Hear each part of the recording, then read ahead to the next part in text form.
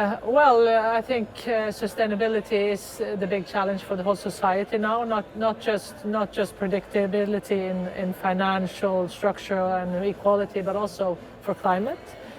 But we cannot do these changes if we don't respect the social responsibility we have. And football is the biggest sport in the world, Europe and Sweden, Norway, for women. It's not a margin sport. It's not a minority sport. It's the biggest we have, and it's still very unbalanced in the ruling bodies, and it's also very unstable as a professional sport. So I think to empower all these women in the leagues and to have equality is one of the biggest tasks we have ahead of us. Also to have credibility in the organizations, or else I think the push from outside will force us to do changes anyway, and maybe not in the best way for the activity. So it's crucial to escalate these changes, and one of the biggest tasks we have ahead of us. Yeah. So today I've spoken about, try to ask the questions, do we offer equal opportunities to girls and boys in football in Europe today, Sweden, Norway? And if not, how should we work to try to make it equal opportunities? And is it important to have equal opportunities? And I reflected a little about the power of football, that it's so big for girls and women. Also, of course, for boys and men, but also for girls and women. But we have to still acknowledge that it has been very many obstacles in history, and it still is. We're part of a great movement, but still a systematic discriminating movement. We have to acknowledge that to fix it. And even though women's football are really escalating now and developing, the gap between the men and the women's side is increasing. And why is that a problem? Yes, it is a problem because talent follows money. It's just how it is, and you don't have an infinite number of competent coaches, competent structure, So it's very important for federations and clubs to have a balance between the two groups, between sons and daughters. So even though we cannot just take money from the men's side to the women's side, because we also need, of course, to grow the men's side. I love men's football just as much as women's football. I work with both. It's still, we have to have both thoughts in our mind. We need to compare a bit. The floor needs to be the same.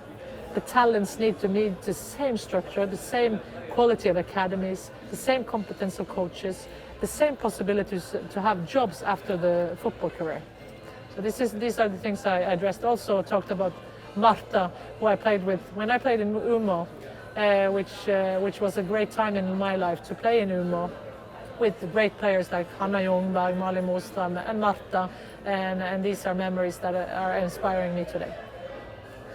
Well, I was really impressed by Sweden this summer. Like I said, I played in Sweden, and that was actually the first time I met real professional football. Even though I come from a great football country myself, it was a fact that it was a step up to come to Umeå, and it was a better league and a more professional league. But this is now more than 10 years ago, 15 years ago. And to see that Sweden is still competing at the top 3 level in the world and ranked as number 1 in the world is really amazing.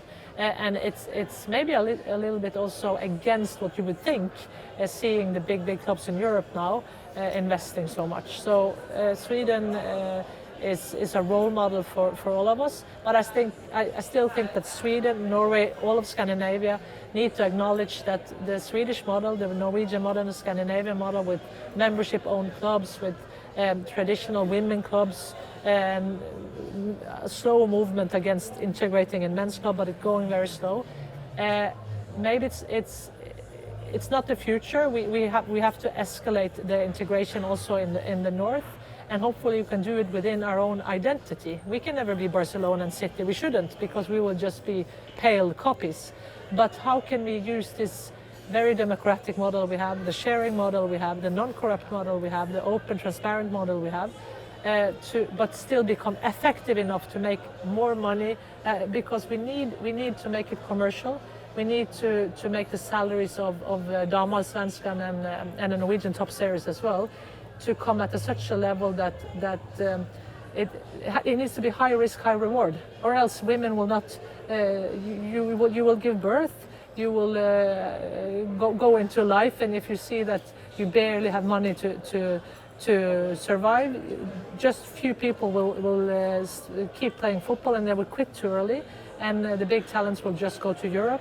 So I think the biggest and most important steps for Sweden and Norway now is, point one, cooperate in the Nordics, because we should have a Nordic league, we should cooperate.